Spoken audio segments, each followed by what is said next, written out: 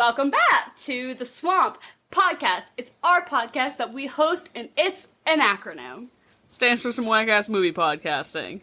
My name is Dara, and I'm here, as always, with my lovely co-host, Emily. How's it going, guys? I never introduce you. Sometimes I think I should introduce you, but then I think I should let you introduce yourself, you know? So you do whatever. Some podcasts do it that, like, you would introduce me, then I would introduce you, so you would say, like, that's Dara Shanahan, and I was like, that's Emily Kevra, and then, but that always fucks me up, because then I attribute the voices invertedly. I don't know. Anyways, welcome back. Welcome back to our show. We talk about a different movie every week, and this whole month is rom-com month, because I had I'm not going to call it a fake wedding, because I'm actually... It was a real wedding. I'm legally married. I'm legally married, but it wasn't like I didn't wear a dress, I didn't walk down anything, there was no churches or anything. I did a budget-conscious backyard barbecue wedding. And it was wonderful. Thanks. And you got me one of the greatest gifts I've ever received. I got two of the greatest gifts I've ever received. You gave me an actual Muppet. Like a legit fucking a puppet Muppet that I've been torturing my cats with. And then I got to shout out my friend Rachel, who also was our officiant, legally documented our officiant. She made me a velour swamp tracksuit, as I have talked about time and time again on this podcast, that I wanted a velour tracksuit that said the swamp across the ass, and she made that for me, and it was glorious. So, everything everyone gave me was very heartfelt and personal and nice, but you and Rachel really knocked it out of the park as far as swamp-specific gifts. I'm glad I could do that for you. I was really nervous, like, leading up to it. I was like, I have no idea what I'm gonna get. I didn't have, like, anything, like, planned, and then by the grace of God, the universe, whatever higher power, I was at this, like, punk flea market, and from across the way, I just lock eyes with these enormous puppets, and I was like, there she is. She found me. She found me. Is she a girl? I've been struggling. I don't know. To come up with like a main character backstory, because I am going to quit my job and do puppetry full time. Okay. Not actually, but I fucking wish. And now this is really like edging me on to do so. So I definitely I can kind of like twirl the upper lip hair into a little mustache shape though, which I kind of like. They could be like a non-binary, Muppet icon. Muppet, yeah. I love that. But I also want to thank, so this episode's coming out a little late this week, obviously, because I had to host and plan a wedding, so I was a little bit busy, you know, even if it was a fake wedding, it was still, I had a lot to do. I had to, like, make sure that the fucking porta potties got there on time and shit. Those porta potties were insane, by the way. They were they were nicer than my bathrooms at home. For real. I was shocked. But I posted a little, like, you know, sorry that the episode's going to be like this week thing on Instagram, and so many of you, like, sent really nice congrats on getting married comments, so thanks to all of you for that. That was really cute. And I sent a lot of snarky back, like, just doing it for the insurance, but, but I do doing it for the green card, actually. Right, oh my god, segue. But I did want to thank everyone for your nice words of love. I felt them, and I appreciate you understanding that this podcast will be 2 days late, because, you know, we don't get paid to do this. I wish we did, but, you know, such is life. And so we're transitioning into, it is rom-com month to commemorate my hatred of rom-coms, my hatred of marriage and life, but submitting to it, I guess.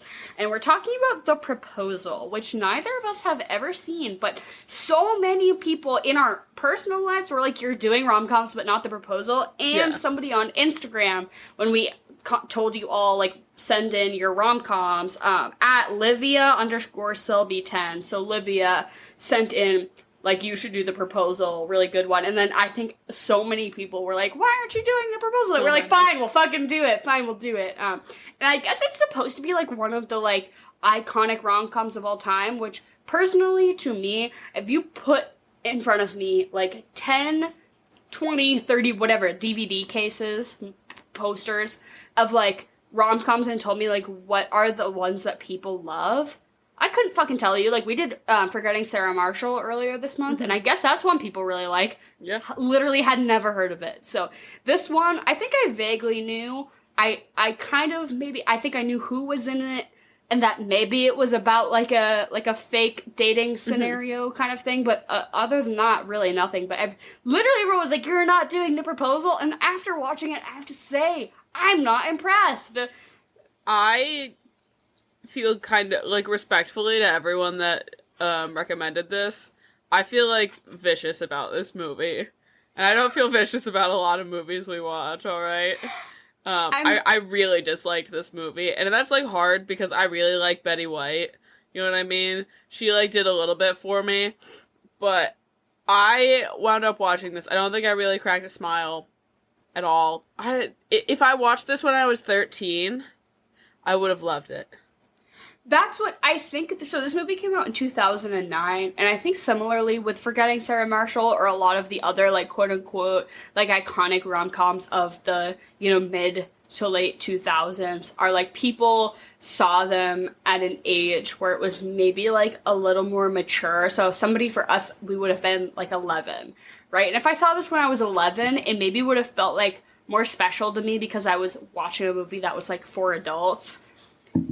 You know what I mean? Or, like, and that, like, sticks with you more, because I can think of a ton of movies that are, like, quote-unquote adult movies, or just, like, anything that's not explicitly made for children, that as you're transitioning into, like, more, like, teenagehood, adulthood, that when you see that kind of stuff, it feels more special to you, because you're like, oh, this is made for people. Like, this isn't made for kids, it's made for people. When you go from, like, High School Musical to, like, this kind of stuff, right? Where your parents are like, you can watch it, because there's nothing outwardly incredibly, like, you know, there's no straight up sex scenes or violence or anything offensive. Like, I think I would let my 12, 13-year-old watch this. You know, it's not that bad. But you're like, oh, I'm finally, like, entering the gates of, like, adult media, right? And those things, I think, stick with you more. So I think as somebody our age who likes those kind of earlier rom-coms, I can see why that would stick with you more. My parents were never rom-com people, or at least my mom wasn't. Like, all the stuff my mom... You guys just watched The Departed. Right, yeah, we watched The Departed and The Italian Job on repeat, and my mom... So, I would say similarly, the relationship I have, what some people would maybe have with, like, rom-com movies, is like me with reality TV. Like, when my mom finally let me start watching, like, MTV shows, like The Challenge and, like, real, you know, The Real World and stuff like that, was like, oh, like, you're finally mature enough to, like, be able to, like, process this content in a reasonable way. And, like, I still love that shit because it's so, like, part of that, you know, like, oh, you get to watch adult stuff. So, not to, like, craft anyone's narrative for them or anything, but I would argue that maybe that's why a lot of people our age have a lot of, like, fond memories of those kind of rom-com movies, because they're, like, a little edgy and racy, but, like, not enough to actually be, like hardly not actually for kids. Yeah. But, so, The Proposal, I'm gonna give our fastest recap yet to date. The Proposal is about a editor-in-chief of a publishing house, Sandra Bullock. She's from Canada. She's here on a work visa. Her work visa expires, though we don't really know the full details of if she's on a work visa or a whatever visa, but she's here in America. She's doing her job, and suddenly her visa expires, and her work says, hey, your visa expired and you didn't renew it in time, so you have to go back to Canada. And she says, my personal assistant, Ryan Reynolds, and I are getting married. And he says, we're doing what now? And then they are, like, have a little, tension, because he's her personal assistant, and she kind of drags him through the muck and makes him do all the personal assistant type things. And he says, okay, fine, I'll go through with this, but you have to come to my grandmother's 90th birthday for this to, like, seem legit, you know, sort of thing. And an immigration officer calls them into his office and kind of questions them, and it comes out, they're like, oh yeah, we're going to this thing together. And he's like, okay, maybe it seems legit, whatever. So they go. Turns out Ryan Reynolds is from Alaska, so they have to go all the way to Alaska to visit his family, and everyone's really excited. Then they fake announce that they're engaged, and then they go through all these things, and Sandra Bullock, her parents are dead, she doesn't have a family, she kind of gets emotional because she suddenly realizes what it's like to have a family who, like, loves you and cares a lot, and then she gets really emotional about the fact that she's lying to these people, and that she's kind of, like, taking this away from them, like, that their son's marriage is going to be a sham and everything. And slowly they kind of get to like each other more and more over the coming days, and then they have their little fake wedding. But at the wedding, she says, no, I'm calling it off, this is a sham, and she runs away, and Ryan Reynolds is like, oh, Jesus Christ, I'm so frustrated. And then he runs after her, and the green card officer collects Sandra Bullock and says, you have to go back to Canada. Ryan Reynolds shows up at their office where she's collecting her things. He says, I really have fallen in love with you these past few days, so let's date for real, but as dating, let's legally get married so you can stay. Mm-hmm. And then they stay, and then the officer interviews them once again, and they pass because they're actually in love now, because I guess that's how that works. Yeah. Fucking whatever. If I was him, I would have been like, fucking no. But anyways, and that's the whole movie. It's basically like a enemies to lovers, fake dating scenario, which, honestly, in my opinion, had a lot of potential to be really good. But... That's fair. I, personally... and don't get me wrong, I have read enough fan fiction in my day, and Dara, I know you have as well. I was never into the enemies to lover trope.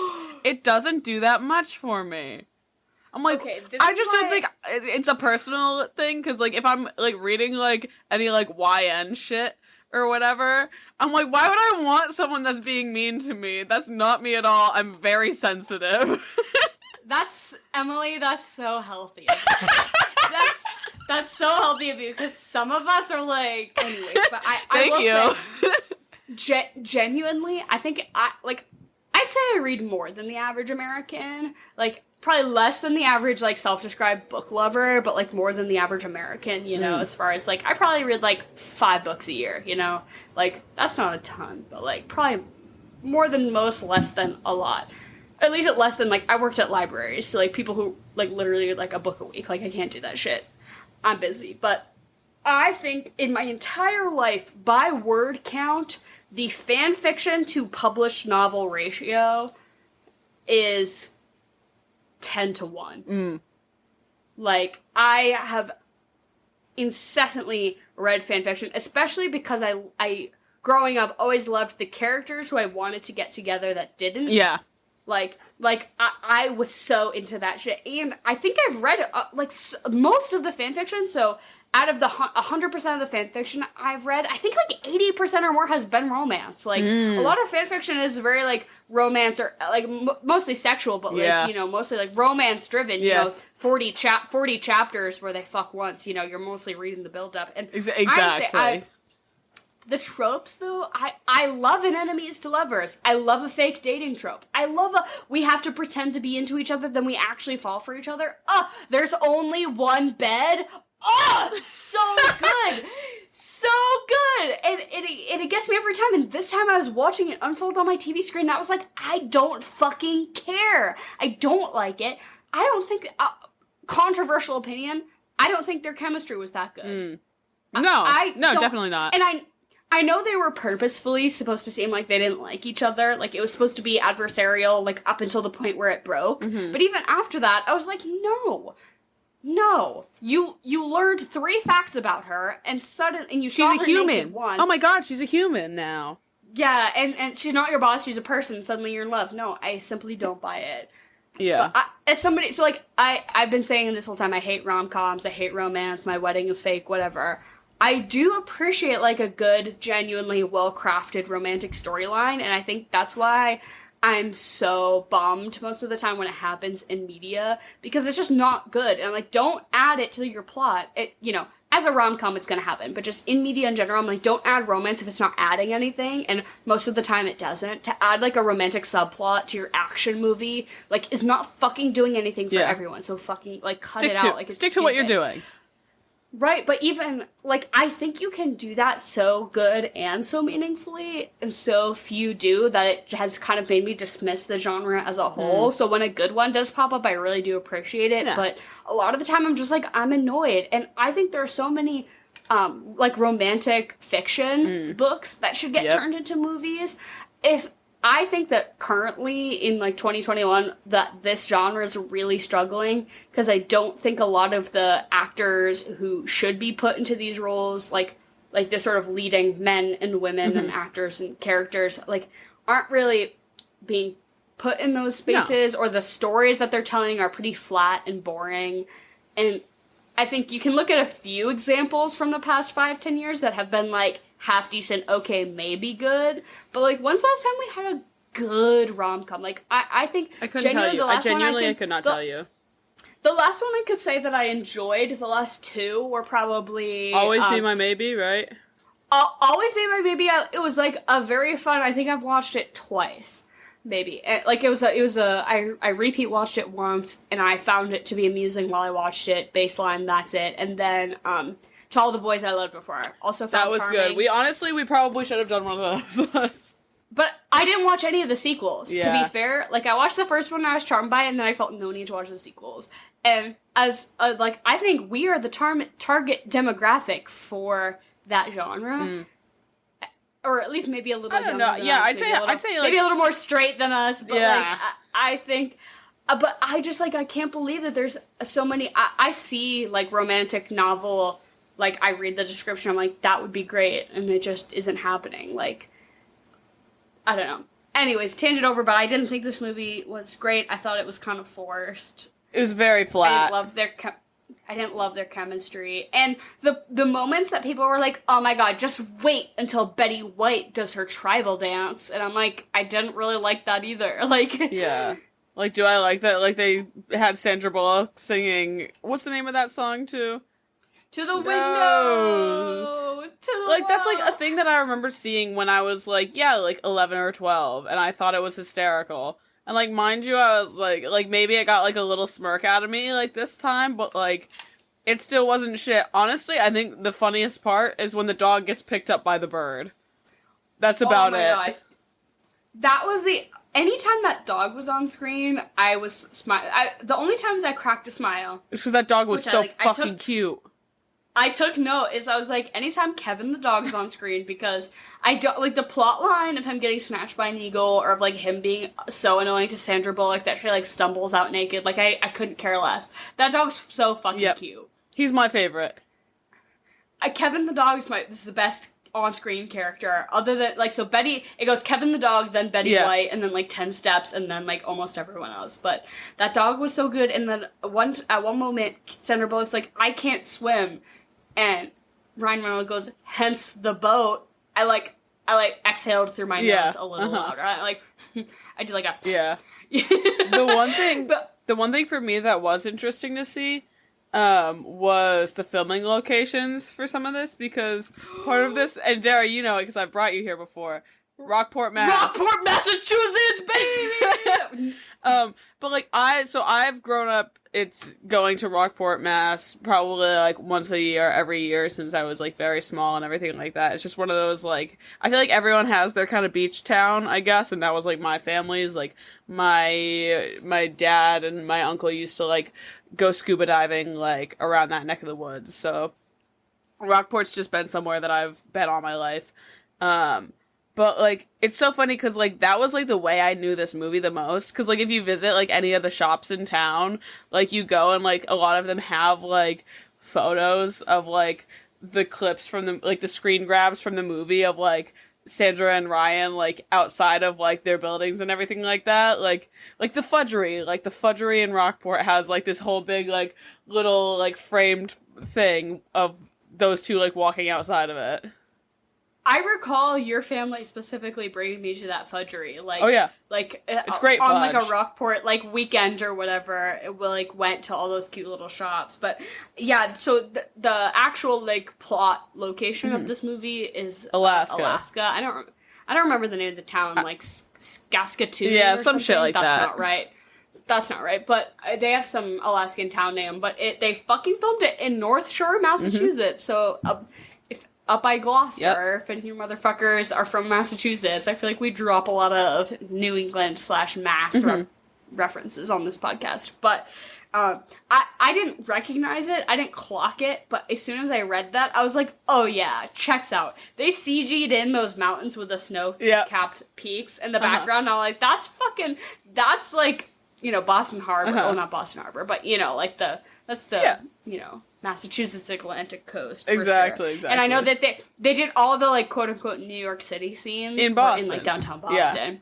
Yeah, they are like outside the State Street building and stuff. So I was just like, oh, that's so cute that they did that. Yeah, and right. I do have to shout out. So at Livia_Selby10, Livia who sent this in was like, oh, you should do the proposal. I was like, I think I know someone who was in that, and I do have to correction myself. So I had seen that this was filmed en masse, and I was like, this must be the rom-com that guy I knew was in. So when I was in 6th grade, both my parents worked, so I had to go to like an after-school program where you like hang out at the school and like do your homework and shit until your parents can pick you up like after 5, because that's like when reasonable people get out of work.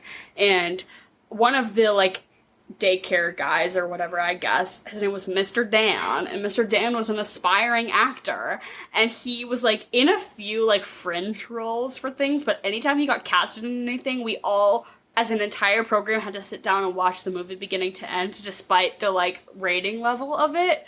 And for some reason I thought it was this one, but it wasn't this one, it was Bride Wars, which is another just like another really generic rom-com that I guess must have had a few shooting locations in the general Massachusetts area. But I saw that this one was in Rockport, Mass. Like, this must have been the movie Mr. Dan was in that I watched when I was literally 11 and like did not process or remember. But it was not so. To Olivia, who sent this in, I lied to you. I did not know a man in this movie. I knew a man who was in Bride Wars. Oh my goodness. Who is it? It's not Jen, but an unexpected guest who I called in for some expertise on this topic. And this is my cousin, Erin. You may remember, if you're a diehard Swan fan, you may remember Erin from our Cinderella story episode from like literally over a year ago. But she was our guest host for that movie. And honestly, not to give any spoilers, but I do think we will be having her on again quite soon for a pretty iconic film that we both love. But I won't give anything away for that. But I texted Erin because Erin is a fucking immigration lawyer. And I'm like, what better to clear the air about Sandra Bullock's immigration status than Erin? And you sent me, it was too, I mean, I sent you an essay. Which I loved, but I was like, I'm not going to be able to relay this nearly as good. So for the first time ever, we're calling in an expert. You know how many times I've been like, I wish we had an expert to discuss whether this is real or not. And now we fucking do. So thank you so much for agreeing to come on the pod once again, Erin, and sharing your lawyer expertise. Thank you for having me. So just to kick it off, the reason I texted you is because you work a lot with people who are getting immigration visas through their work, right? Yes, I do. I'm mostly on the business side of things, but I do a handful of family cases here and there. So I know some of the marriage stuff as well. So I was just sitting here like, if Sandra Bullock is half as important as she's acting to be, why is this publishing house not just sponsoring her visa? And also, when you get hired as an immigrant, don't they like keep track of that shit for you? Like when your work visa's gonna get up and when you have to like reapply for it and shit, right? She's the chief editor of a fucking publishing company. Their excuse was that she like forgot to refile something. Is that on her, or were they supposed to do that for her? Well, it depends on what kind of visa she's got. Like, my first question is, what kind of visa is she on? Like, because the way we do it, we have like a database of all of the employers we work with and all of the expiration dates for everybody. So we let people know like 6 months in advance that their expiration date is coming. Like, who's in charge of Miss Sandra Bullock's immigration status? They seemed to say that it was her, but they called her into the like HR office at work to tell her. Yeah. So I'm under the impression that it's through her work. So she's on a visa for her work, and suddenly she's like resolving that now with a marriage. Like, isn't the work one way more stable than a marriage one? It can be, yeah. It depends on what kind of visa she's on. Like, if she's on the type of visa that there are some visas where you can only renew them up to 6 years or up to 7 years. But she would know that. Like, this woman is a type A. Like, is she the kind of person who would forget something like that? It does like, not check seriously. out. Honestly, like, as far as bad screenwriting goes, I actually thought that it would have been better if it was Ryan Reynolds' job to update her visa and he had been the one who forgot, and then if he screwed up, and then he's like doing the marriage thing as like a favor for fucking up, right? That would have been way more interesting of a story. Oh, that would be right, but no. So yeah, you know, it keeps getting worse. But I did have a lot of questions regarding this agent who's really hounding them a lot about. He immediately is like, oh, so your visa expired and you're suddenly getting married? That's sus. So this is clearly like a green card marriage. And they're both like, ha ha ha, no. And they keep denying it. We're in love. Yeah, they keep denying it and denying it. And the process seems to be like incredibly intricate. Like, he goes to their house, he like asks them like what kind of deodorant the other person wears, and you did say that it is pretty intense, that people do get caught for it, right? Like, I was like, who the fuck gets caught for this? But I guess that's a real thing.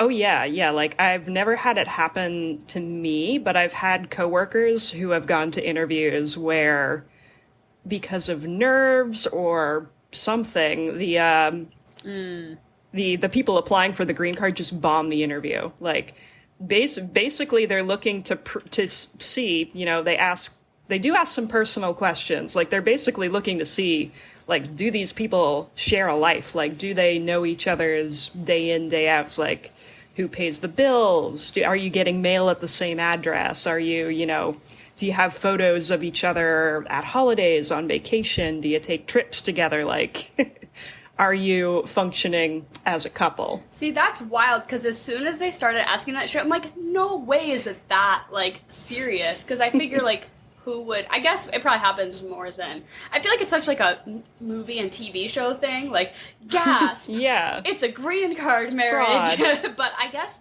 that would make sense, though. I mean, why not? But that's really interesting. But you said nobody ever really makes, like, house visits, though, right? Like, he, like, showed up in Alaska. I've never heard of that happening. Yeah, like, that they would follow you all the way to Alaska. I've never seen that happen, especially... You know, not to point this out, but Sandra Bullock, a successful, financially well-off white lady, are they really going to be scoping her out? I don't remember the movie very well, but I know there's, like, a marriage interview bit at the end where they're, like, answering questions about their marriage. Yeah. And, like, that kind of does happen. Like, the ones I've been to, they have split the couple up and questioned them separately. Like, they'll ask them the same set of questions to see, basically, they're not looking for the exact same answer, but they're looking to see if these two are on the same page about their life together. Which, the thing to me is, like you said, she seems so type A, and his whole thing is, he's like, I know everything about you because I'm your personal assistant, but you don't know anything about me, so... Why doesn't he know that? So we need to, like, get on the same page, and suddenly he tries to start, like, telling her things, and she's like, this is annoying. And I'm like, bitch, you need to know... This is your life. You need to know his, like, where his great aunt's holiday was, and the two of you went together, and, like, fucking Photoshop some shit in there. Like, she just seemed really disengaged from the whole thing, and I'm like, because he had, like, a packet of, like, this is what they're gonna ask us. I'm like, she seems like the type of bitch who should be going through and being like, and the stuff she tells him as being so personal, like, what was your first concert? Do you really think that that's what the fucking immigration officer is gonna ask you?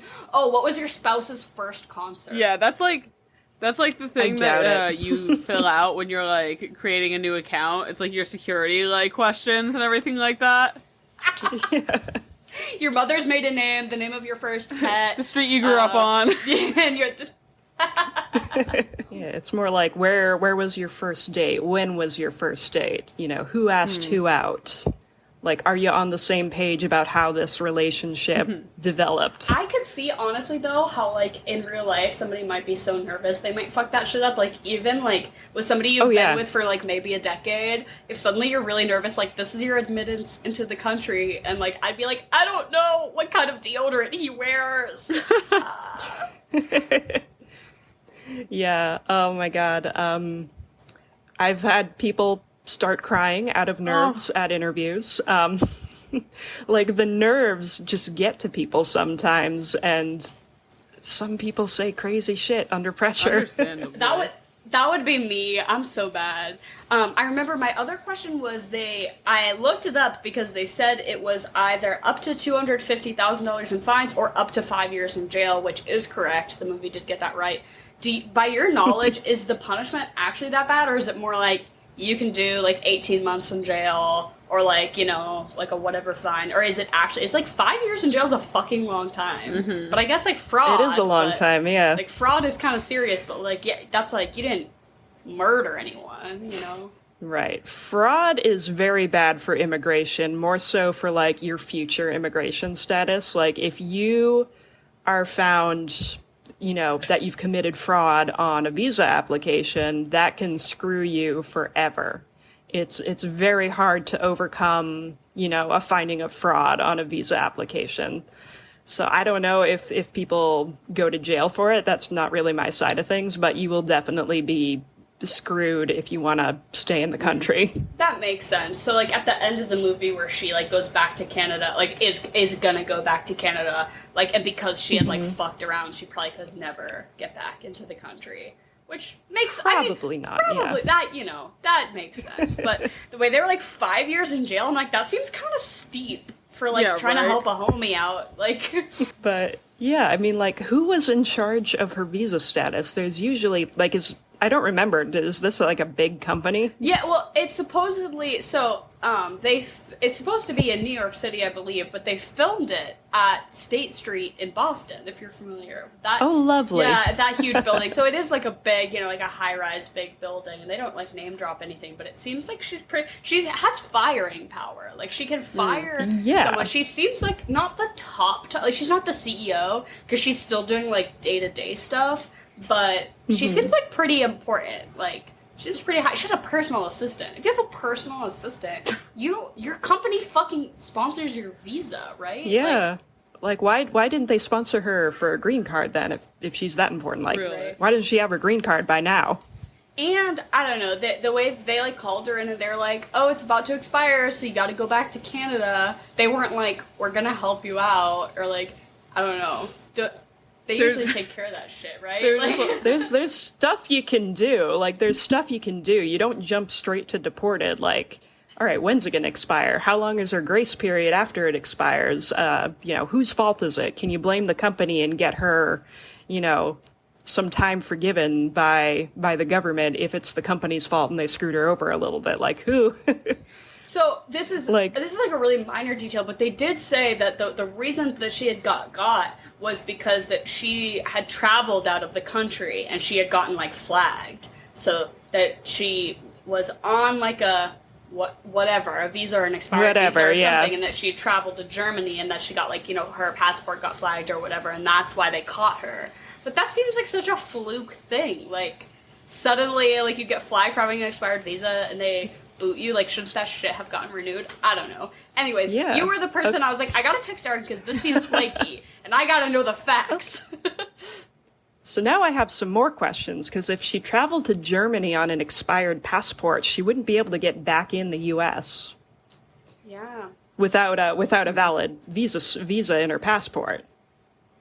Unless she came through Canada, because Canadians, if you're traveling between Canada and the U.S., you don't technically need that visa stamp. It's a little more informal, but if you're going to Germany and coming back, you need a visa stamp. Plot holes on plot holes in the movie, in the 2009 film, The Proposal.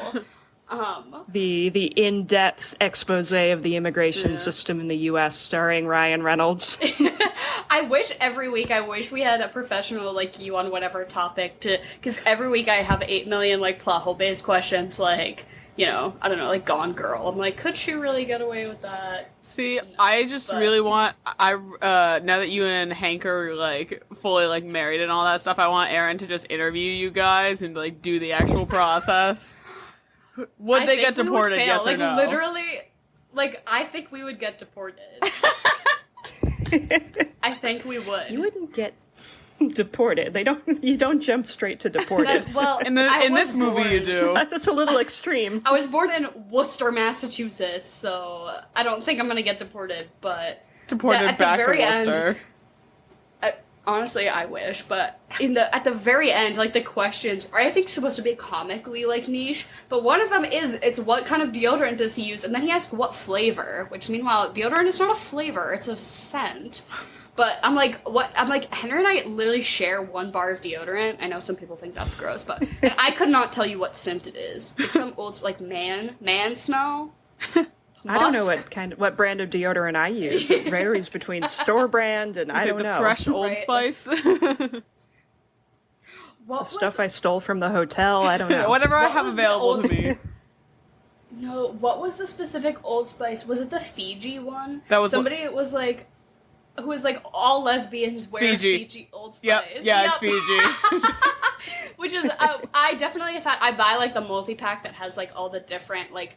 They're called like bear claw and kraken squid, shit like that. But one of them is Fiji, and it's pretty nice. And then I think I asked you or asked somebody else what like who was a gay person, and they were like, "Oh yeah, I use Fiji Old Spice," and I just thought that was so funny. I think I saw a tweet. I don't know. See, I'm a standout. I stick to the fresh Old Spice. I go classic. The fresh. I use the one that's called like Sport or like Sporty Spice or something like that. It's definitely not called Sporty Spice. Go like Ultra Sport because it's meant for people who sweat a lot. Because my apartment is literally. I'm looking at my AC. It says it's 86 degrees in here right now. Jesus. So I need that Ultra Sport.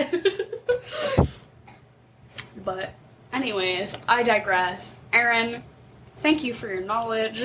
I appreciate you texting me back at 11 a.m. this morning when I was watching this stupid movie, being like, "What the fuck? This can't be real. I need facts from Aaron." So you are who's in charge? Who's in charge here?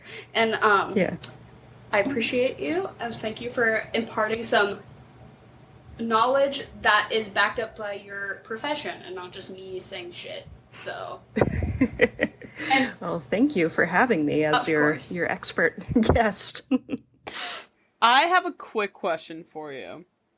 I want to know your opinion on Ryan Reynolds. As an entity, so here's my thing.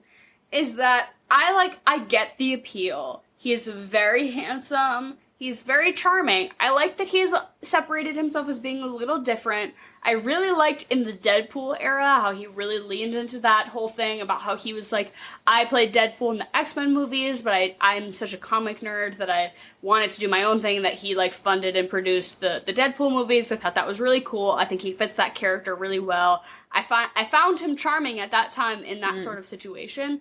But as a whole, I do not find him as charming as he wants me to find him. His whole like, ha ha ha, aren't I being so relatable, yet also acknowledging that I'm a celebrity. Like, he does that thing where he's like, I am so handsome and famous and rich, but I'm gonna say something cheeky, and you're gonna like me for it. And it's almost like he knows that it's like a self-aware thing, and we're supposed to also know that he's being self-aware of, like, he'll say something like, oh, I'm so handsome, and we're like, ha ha ha, yeah, Ryan Reynolds, thank God you know. But I personally don't really find that to be like charming to me. Yeah. I'm just like, you're like aware of the system that has like lifted you up, which is like great for you, but then you're just like capitalizing off of that, which is like not hot to me. Again, like his marriage with Blake Lively, so cute, great. I love that they love each other so much. That's really great to see with like two hot rich people. Whatever, we love to see it, but I'm just like, I can't care to care. Yeah. And I have to say, what Ryan Reynolds does for most people, I just think Ryan Gosling does for me. Ryan Gosling genuinely has that charisma that Ryan Reynolds is projecting to have. And don't get me wrong, I think Ryan Reynolds is hot. I think he's charismatic. I think he's likable. But I think there's a certain facade to it that I kind of see through and that I'm kind of off put by. When Ryan Gosling says that he was cast in the Barbie movie because he has Kenergy, I'm like, yes, you are giving what Ryan Reynolds, you are giving the, like, true, authentic sort of himbo, I know I'm hot and famous, but I'm still, like, you know, capitalizing off of it energy that Ryan Reynolds wishes he has, but I'm just actually getting from Ryan Gosling. So, as far as, you know, I think Ryan Gosling's also from Canada, maybe 2 Ryans from Canada. I'm just picking Ryan Gosling because that's what I get more of, but, so, do you seem to be agreeing? What are your thoughts on him? I think he's fine. On the spectrum of celebrity, he's not on my bad list, right? Like he's fine, he's acceptable. But people who like obsess over him, I'm just like, calm down. He's just another famous person. Like, chill. I honestly, and this is gonna be a stronger word than I want it to be, I detest him. I really, really do not like Ryan Reynolds. And I think... Wow! I think it's because he gives me, like, pick-me guy energy, honestly. Like, you don't see it that much. Oh, for sure. But he's, like, one of those ones that he has, like, such strong pick-me energy that it sends a shiver down my spine. I think it's so gross, and I just don't like his kind of like humor, I guess. Mind you, I never watched Deadpool or anything like that, so maybe I might feel differently if I did watch that, because I know a lot of people loved that movie and everything like that, but like, yeah, like you said, it's like him just trying to be relatable. I think he does, for me, what Jennifer Lawrence maybe does for you, because I know you really dislike Jennifer Lawrence. I just don't think he's that good of an actor. Like, he's like... No, he's fine. He's in Marvel shit. Exactly. Like, he's in rom-coms and Marvel shit. He's not that good. And that's why I think Ryan Reynolds does it for me more. Ryan Gosling does it for me more, because he's proved his shit that he's an amazing great, actor. and that he's... Ryan Reynolds is so yeah. fucking mid, Okay. and I feel like still has an ego about it. I like want to like knock him down a few pegs. Mind you, I'm just a girl spewing my own silly little opinion on a podcast, but I just find him like incredibly, incredibly irritating. Like, wow, I feel so.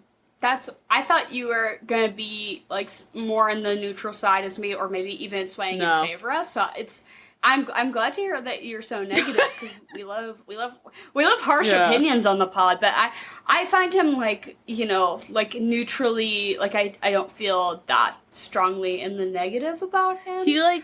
But he gives... I can see, I think maybe it's the whole... So if you didn't like Deadpool or watch Deadpool, I think the time that Deadpool came out, I was also the impressionable age that seeing somebody take Marvel and like radicalize it in the way of like, we will have like an R-rated movie, and I will swear, and I will say the fuck word, and I will be like edgy, was like very cool. But as I've gotten older, especially as a person in advertising, so this is like really nichely specific, but he owns an ad agency. So he started his gin company. Of course. He started his name brand gin company. I think it's called like Aviation Gin or something like that. And then in order to do the advertising for his gin, he just funded an ad agency to like be born out of his name. So he's actually a pretty big name in like the industry that I work in, and like, well, not big, but like big enough that he's like a famous person that like decided to fund their own ad agency, which is just like kind of a unique situation. Mm-hmm. And I just like all the commercials that he's in is he's like being like, I'm a famous guy. Literally. And I know I'm a famous guy because I'm saying it. And you know I'm saying it, and I know that you know that I'm saying it. And I'm being so charming. No. And I'm charming you. I'm charming you into buying something. And I'm like, I get that this maybe works for you, but I'm like, can you fucking stop? It's so bothersome for me. Like, And I did not like him in this movie. I didn't find him to be intriguing or charming. And I'm like, and I honestly, so she's supposed to be like the bitchy thorn in his side. Mm-hmm. And I found him to be like the irritating thorn in her side. Like, it's supposed to go both ways, obviously, but I found more. I'm like, she's putting up with a lot because he's fucking annoying. Yeah. Sorry, but that's my little rant about how much I despise Ryan Reynolds. No, that's really interesting. I think everyone has those, like, few celebrities that it's, like, it doesn't come up a lot, but, like, when you're like, fuck! I fucking can't stand that person, just because, like, yeah, you just disagree with all their shit. Again, I think his PR with his relationship with his wife, I think is very nice. I like that they seem to be so into each other, which is great, but it, just feels like...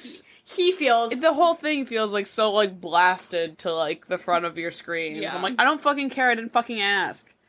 I'm sure she looked great at the Met Gala. Sure. I don't need to see his jaw drop or, like, oogling at her. I think it's stupid. I think it's, like, performative, and I think it's annoying. Yeah, I think performative is the perfect word for most of how I feel about him. It's like, he's like, you know, I get that it's like charming and entertaining, but like very performative for sure.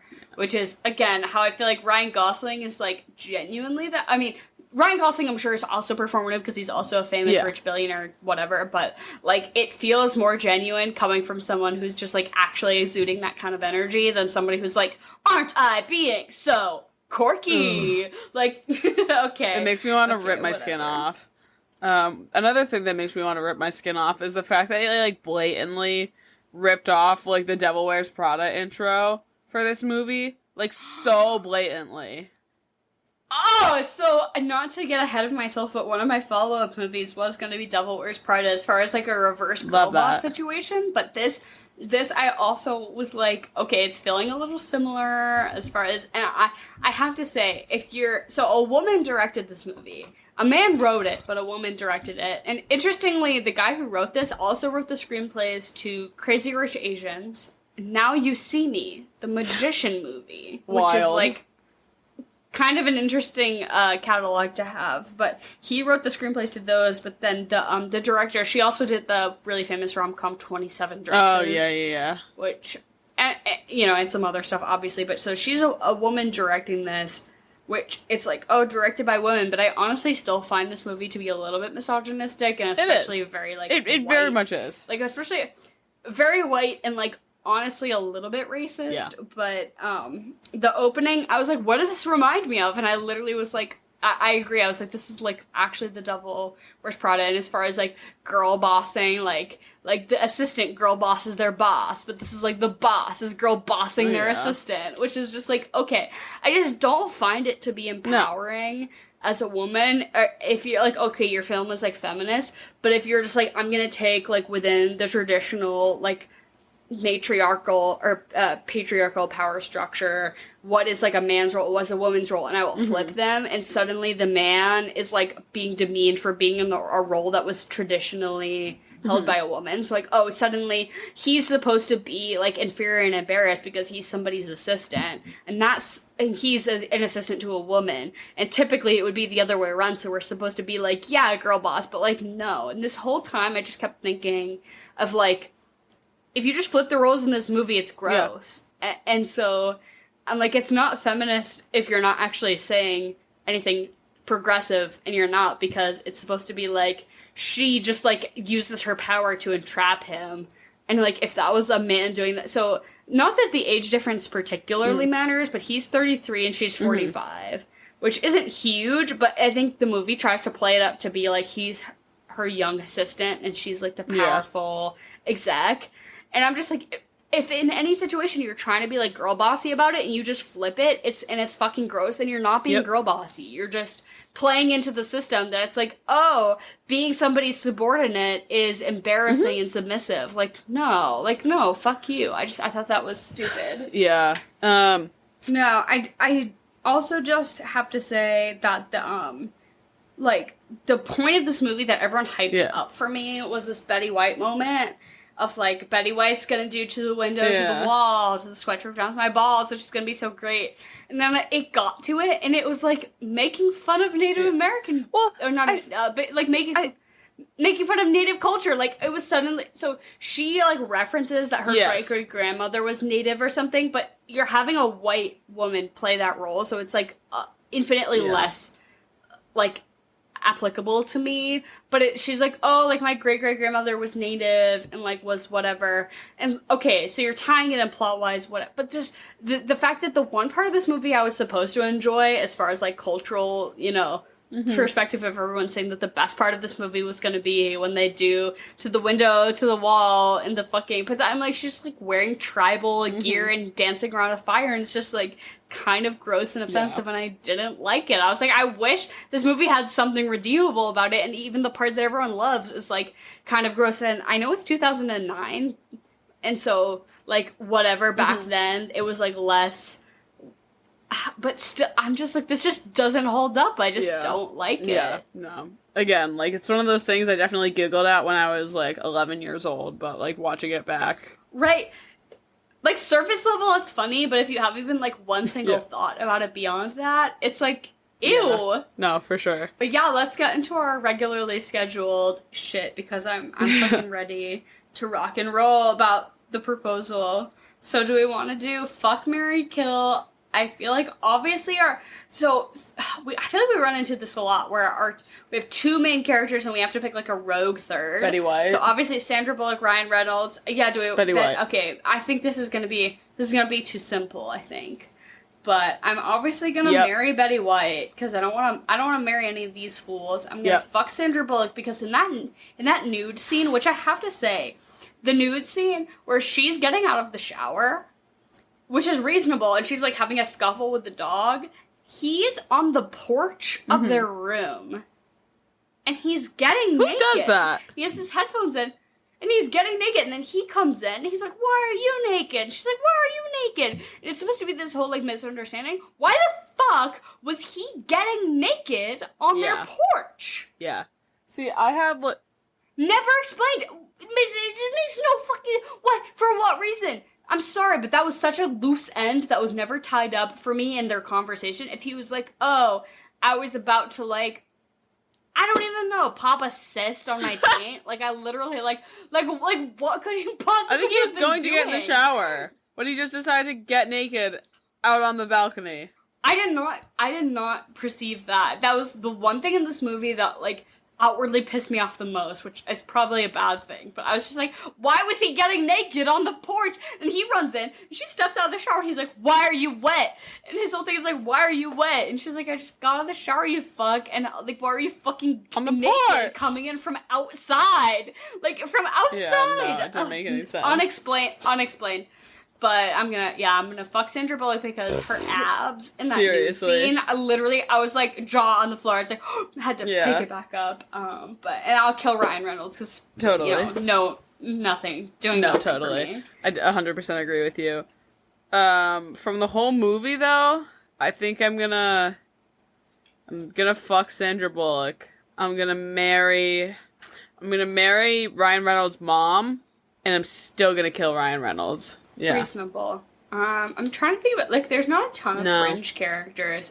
Again, to exemplify racism, Oscar Nunez, who plays, like, the stripper / waiter / store, Oscar from The Office is, like, how most people know him, but the actor's name is Oscar Nunez, and I felt it to be, like, again, from a 2022 perspective, is, like, a little more, woke, I guess, than the 2009 perspective, but it's, like, the one person of color in your entire Alaskan perspective is, like, he's gonna be, like, the jack-of-all-trades busboy who just caters to all the white people, and he's, like, he's the stripper, and he's the busboy, and he's the clerk, and I was like, this is just not, like, reading well to me today.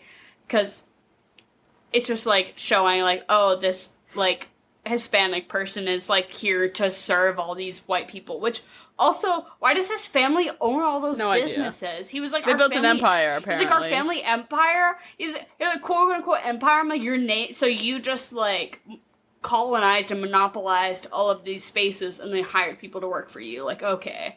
I found this movie to be infinitely less charming because his family was, like, so wealthy. If they had been a little bit more, like even middle class or just, like, normal, like, homey, I don't know. It's just, the point of her going from being, like, high power exec to, like, suddenly, like, quote-unquote, like, going down to his level, but then his family also being rich just really didn't do anything for me.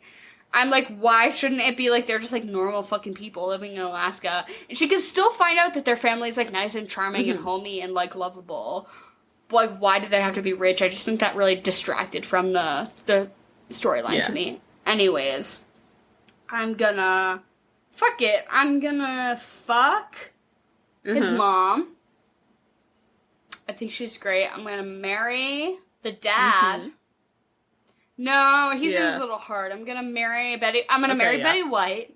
I'm gonna marry Betty White because in the few years we have left, boy, are we gonna fucking ball.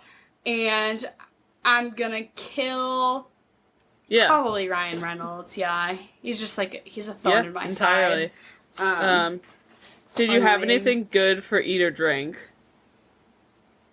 So, not, like, super great, but I always thought of, like, an Alaskan sushi roll. So, my favorite, like, I really like, out to sushi, an Alaskan roll is, like, salmon and cream cheese and something else. And, like, cucumber, maybe. Like, something basic. Know, but so, an Alaskan sushi roll, which I honestly think could be kind of easy to make at home if you have one of those rolling mats. Because it's just three or four ingredients, add what you want, avocado, whatever, but just salmon and cream cheese and, like an avocado or a cucumber or whatever. A nice little sushi roll I feel like is kind of applicable to this movie because, like, I don't know much about Alaskan cuisine, but that feels Alaskan to me, and I don't really like salmon otherwise, like salmon, like, lox on a bagel or, like, in my sushi, and that's about the extent of it. But I know an Alaskan roll I do fuck with, sushi-wise. And then, I hadn't thought much about what to drink. I just want to see you have to rip shots with this movie because it's bad. Like, it's bad. Like, you have to rip shots. Make a stupid drinking game about, like, every time... I would say every time you find that relationship insufferable, but you will die of liver cancer. But I want to say, I feel like you have to drink, like, Rolling Rock for this or something like that. Yeah, right. Like, I want to say...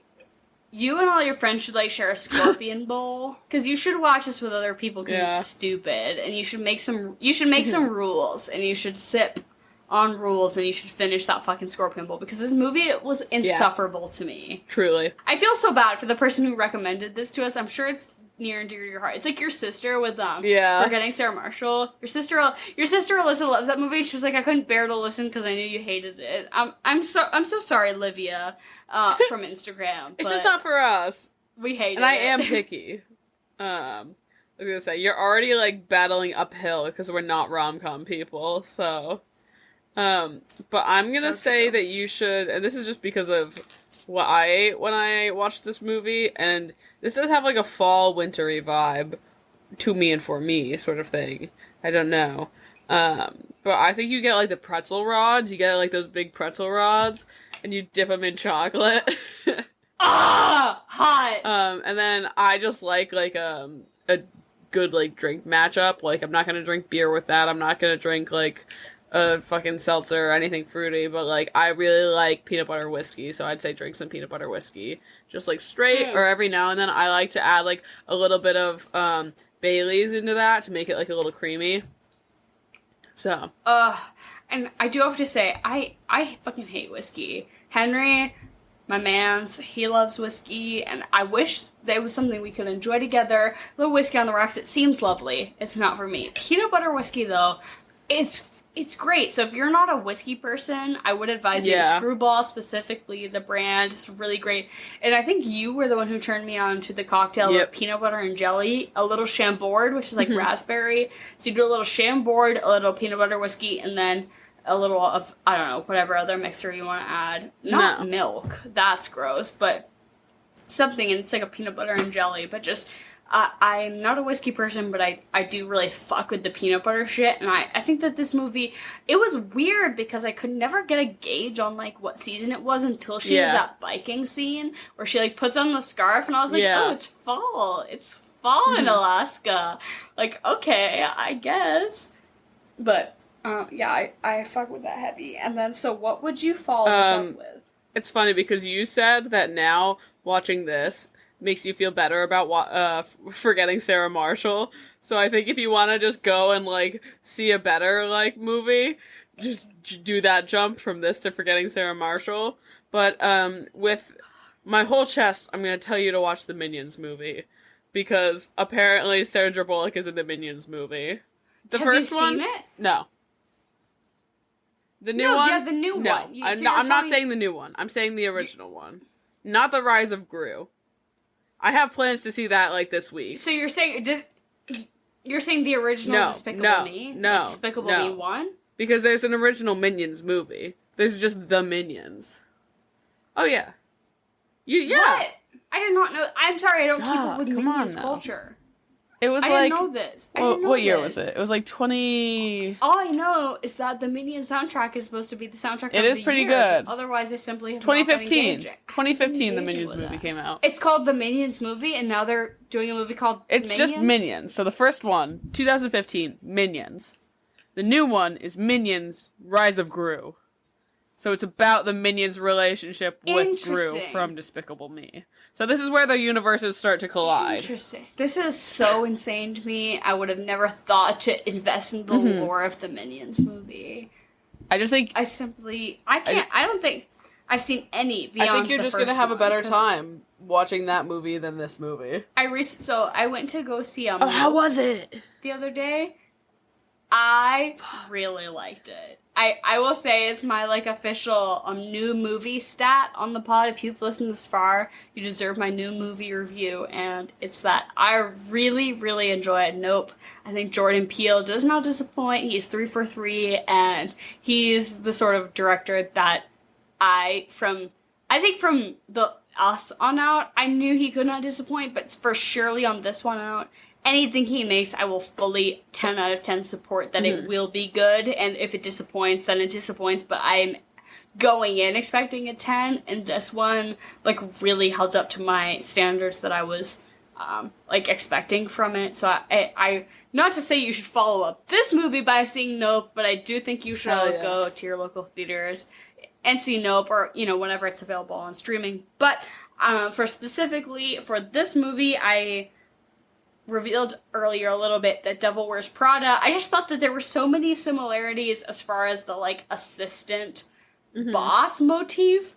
And I thought that the, like, Devil Wears Prada is, like, the assistant girl bossing their boss. And this movie was, like, the boss girl bossing their assistant. Kind of, like, reverse, like, power structure, which I'm like, why does the boss need to girl boss their assistant? Like, they fucking don't. But I thought that that was kind of, like a power structure that you could explore with, like, this and then The Devil Wears Prada, which I do ultimately think The Devil Wears Prada is a superior movie, so you should see that one next.